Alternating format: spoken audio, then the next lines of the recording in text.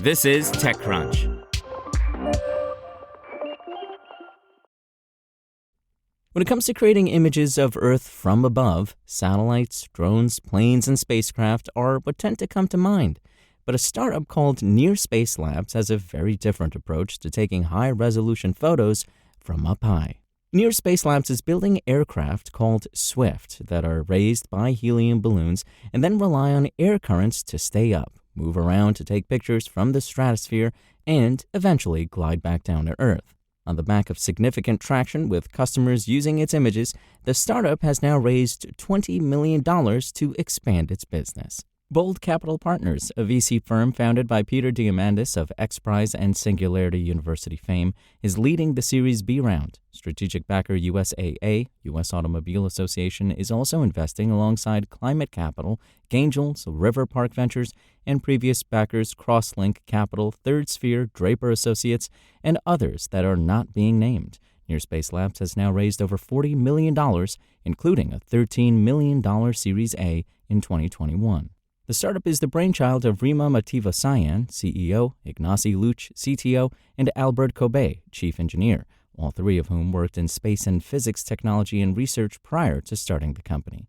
Matevosyan is Armenian, growing up in what she described as a very technical family of physicists, programmers, and amateur astronomers. After studying mathematics as an undergraduate in Yerevan, she moved to Moscow for graduate school, where, at the Skolkovo Institute, she first met Luch, who had come to study there from Spain. Both were drawn to what at the time was thought of as the MIT of Russia. Indeed, it was around 2017, and the institute then was in a joint venture with MIT to fill out that ambition. It was through that relationship that the trio applied to an accelerator called Urban X in New York. Matevosyan found living in the U.S. to her liking, and she now runs the company from there. If Near Space is about floating high above Earth to get a better perspective on what is going on down below, there is a metaphor in that description for Near Space and its founders.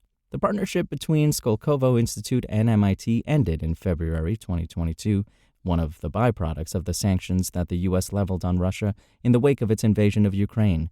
Meanwhile, the Urban X Accelerator was shut down by its primary backer, BMW, this year. Near Space is still here, though, and it's growing. Matevosyan said one of the startup's biggest customer segments to date has been the insurance industry, which subscribes to Near Space's imagery to track and understand the impact of large-scale disasters like fires and hurricanes. USAA is a major insurer and financial services provider, alongside its other activities for motorists in the military, veterans, and their families.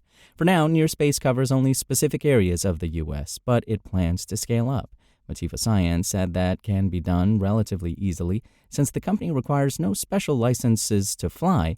Its Swift aircraft are only powered by balloons, need only wind currents, and can move about the stratosphere unmanned. The startup aims to ultimately cover 80% of the U.S. population twice a year with its 7-centimeter imagery. Near Space claims it can do in hours what might take 800,000 drones days or weeks to execute. The company will also be building more customized coverage plans for customers, which it says will be tailored to end users' operations.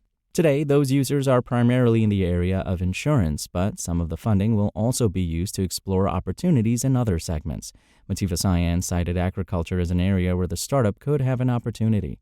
A lot of farms, small and large, have tried to use drones to determine the state of their crops, but this was not scalable, she said, because it was not accurate enough. Drones were taking small samplings and extrapolating, but that really didn't take off because if a chunk of land is not healthy, that doesn't necessarily mean that the rest of the farm is unhealthy.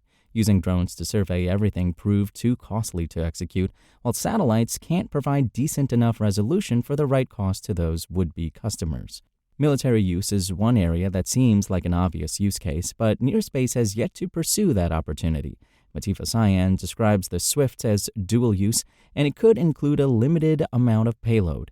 But she said the company has yet to pursue anything outside of commercial use cases. Given the direction the world is moving and the geopolitical climate, it will be interesting to see if that remains the case for a technology that seems supremely versatile and relatively cheap.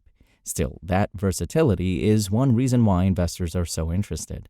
The idea of low-cost aerial imagery is valuable for many parties, not just insurance, said Will Borthwick, the principal at Bold who led on this investment. Even when you think about the advent of AI, which requires timely and high-quality data to work properly, it's the moment in time for something like this.